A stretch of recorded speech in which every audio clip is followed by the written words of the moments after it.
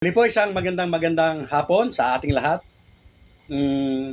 Follow up na naman po ito doon po sa content ko po kanina. Pangatlo na po ito. Ano ang ine-expect natin na maririnig sa mga kandidatong kagawad sa ating lugar? Ganon din. Ano ang ine-expect o dapat nating marinig sa mga aspiranting kagawad? Mga kabarangay, napaka-importante po nito para makapagsuri kayo ng maigi at makapili po ng mabuti. Siyempre po, gaya ng dati, muli, maraming salamat po sa mga sumusuporta sa aking channel. At sa mga bashers naman po, maawa kayo sa inyong sarili. Huwag niyong panunuorin yung aking mga video dahil maiinis po lamang kayo. Ituloy po natin yung ating content para po sa araw na ito. Unang-una mga kabarangay, doon po sa mga magbabalik o magre-re-elect na mga barangay kagawad sa inyong lugar. Ano ba yung narinig ninyo sa kanya noong unang kumampanya siya? May sinabi po ba siyang gagawing ordinansa o resolusyon? O ang sabi lamang po niya nang humarap po sa inyo ay gagawin niya ang lahat ng magagawa niya? At siya po ay nanalo. At ngayon po ay haharap po siyang muli. At sasabihin sa inyo na ipagpapatuloy po niya ang kanyang nasimulan. Ang tanong, may nasimulan po ba siya na dapat niyang ipagpatuloy? Mga kabarangay, ang ine-expect po dapat ninyo na marinig sa mga re-electionista o magbabalik po na mga kagawad ay ganito po. Ito yung ginawa kong ordinansa o resolusyon nung unang taon ng aking panunungkulan. Ito ang mga naaprobahan at ito ang mga hindi naaprobahan.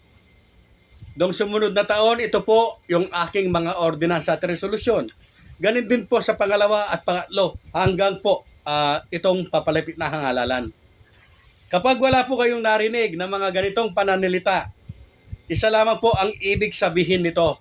Ang inihalal po ninyong barangay kagawad ay walang alam sa paggawa ng batas at ordinansa na siya pong kanyang pangunahing trabaho. Hindi po siya nagtrabaho, mga kabarangay. Kaya nasa inyo na po yan kung siya ay muli po ninyong ibabalik. Yes po, dapat marinig po ninyo sa kanya yung kanyang mga ginawang resolusyon at ordinansa sa mga nagdaang taon ng kanyang panunungkulan sa barangay. Hindi yung sasabihin niyang ipagpapatuloy niya ang magandang nasimulan niya. Ano nga ba ang magandang nasimulan niya? Ano naman po ang dapat na marinig ninyo para makilatis po ninyo yung mga bagong aspirante? Kapag ang bagong aspirante po ay walang binanggit, walang sinabi na gagawin niya, o wala siyang plataforma de gobyerno o platform of government para kung sakaling siya ay manalo na kanyang gagawin, mag-isip-isip po kayo mga kabarangay. Tinitiyak ko po na yan ay kahit mag-seminar pa yan, ay wala pong magagawa yan. Yes po. Dahil ang isang barangay kagawad po o aspirante, sabihin na natin, naghanda po yan, pinag-aralan niya kung ano po ang trabaho ng isang kagawad o barangay council. Yes po. At tiyak po na maghahain yan sa inyong harapan ng kanyang mga programa, plataforma. Ano ang kanyang gagawin? Anong mga resolusyon ang naiisip niya at ordinansa na kanyang ipapile sakaling siya po ay manalo para sa ikabubuti po ng barangay. Ganyan po mga kabarangay ang isa sa pangunahing dapat na po ninyong makita sa isang kagawad na hahabol sa inyong lugar.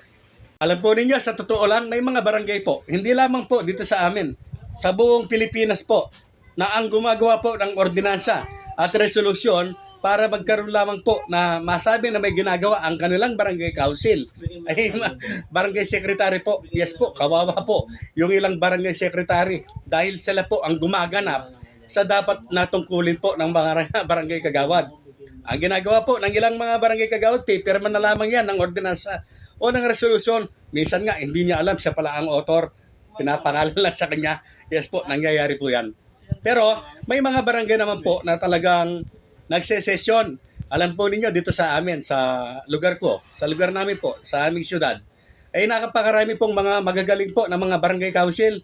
Napapanood po namin paano sila mag-session. Minsan may live streaming pa po.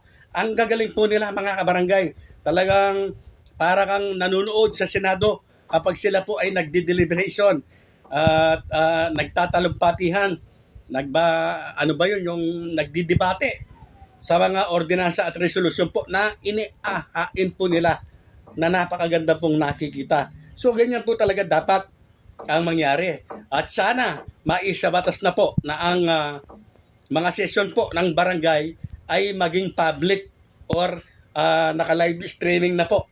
Sana ganyan ang mangyari para makita po ninyo kung nagtatrabaho ba, may alam ba ang inyong mga inihalal, lalo-lalo na po mga barangay kagawad.